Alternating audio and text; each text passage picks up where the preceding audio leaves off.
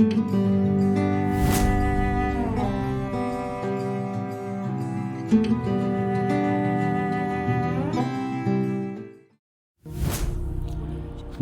పరిశుద్ధ నామమునకు మహిమ కలుగునుగాక.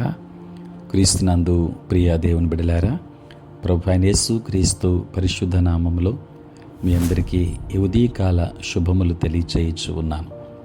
ఈ దినమంతయు మీకు మీ కుటుంబానికి దీవెనకరముగాను ఆశీర్వాదకరముగాను దేవుడు అనుగ్రహించాలని మీ కొరకై ప్రార్థిస్తూ ఉన్నాను. నేటి దినము కొరకు ఏర్పాటు చేయబడిన దేవుని వాక్యం నిర్గమకాండం 1వ అధ్యాయం 12వ వచనం. వారిని శ్రమ పెట్టిన కొలది వారు విస్తరించి ప్రబలిరి. ప్రియులారా, నేటి దినము కొరకు ఏర్పాటు చేయబడిన ధ్యానాంశము మరింత విస్తరించుట. ప్రియులారా, ప్రాచీన ఇజ్రాయేలీలు కఠినమైన పరిస్థితులు ఉన్నప్పటికీ ఐగుప్తు దేశంలో అభివృద్ధి చెందారు. బానిస యజమానులు వారిని పొలాల్లో పని చేపించి ఇటుకలను తయారు చేయమని బలవంతం చేస్తూ ఉండేవారు. ప్రియులారా, క్రూరమైన పర్యవేక్షకులు ఫరో కొరకు అన్ని నగరాలను నిర్మించడానికి వాళ్ళ అవసరత ఉండేది. ఐగుప్తు రాజు వారి సంఖ్యను తగ్గించడానికి శిశు హత్యలను ఉపయోగించడానికి కూడా ప్రయత్నించాడు. అయితే దేవుడు వారిని నిలబెట్టాడు కాబట్టి వారిని శ్రమ పెట్టిన కొలది వారు విస్తరించి ప్రబలిరి అని వాక్య భాగంలో మనం చూచాం.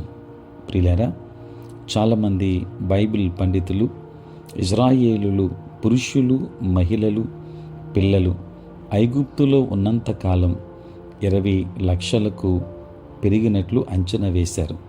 ప్రియులారా, అప్పుడు తన ప్రజలను కాపాడినటువంటి దేవుడు ఇప్పుడు మనలను కూడా నిలబెడుతున్నాడు.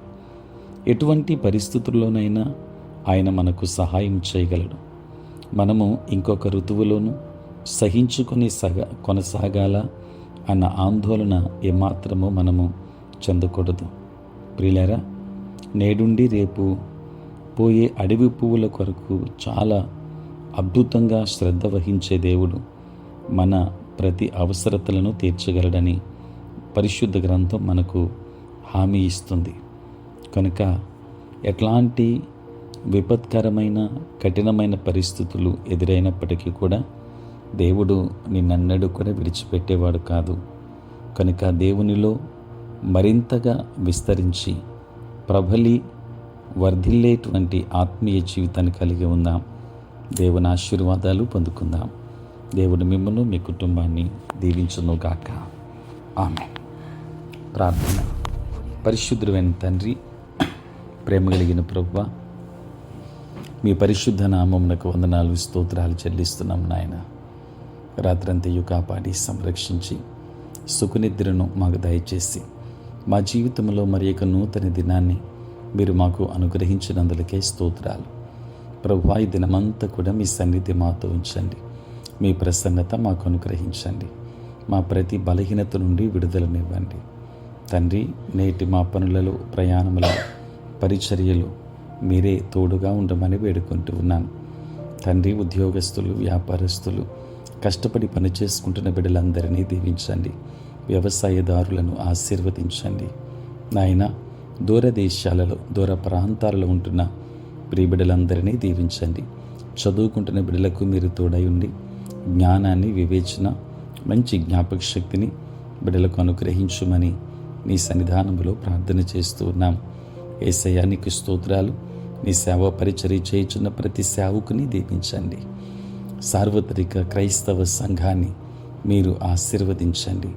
పుట్టినరోజు, పెళ్లి రోజు జరుపుకుంటున్న బిడ్డలకు మీరు తోడై ఉండి నూతన ఆశీర్వాదాలు మెండుగా వారి మీద, వారి కుటుంబం మీద మెండుగా అనుగ్రహించుమని వేడుకుంటూ ఉన్నాము.